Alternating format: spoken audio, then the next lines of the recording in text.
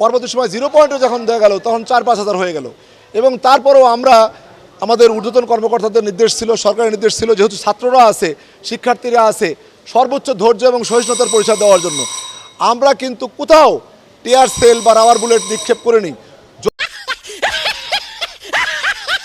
যদিও আমাদের দিকে অস্ত্র তাক করে, এরকম ছবিও কিন্তু আমাদের কাছে আছে, অস্ত্র তাক করে গুলি করা হয়েছে, তারপরেও আমরা শুধুমাত্র ফাঁকা রাবার বুলেট আর টিয়ার সেল ছাড়া কিছু ব্যবহার করিনি।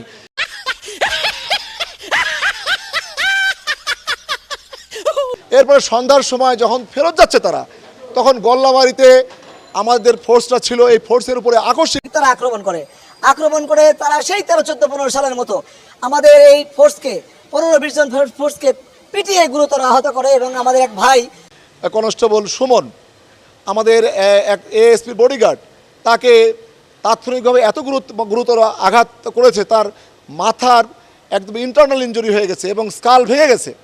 এবং এই সিটি ইনে আমরা যখন নিয়ে আসলাম, তাৎক্ষণিকভাবে আইসিইউতে নেওয়া হয়েছিল এবং তারপর সে এখানে ইন্তেকাল করেছে।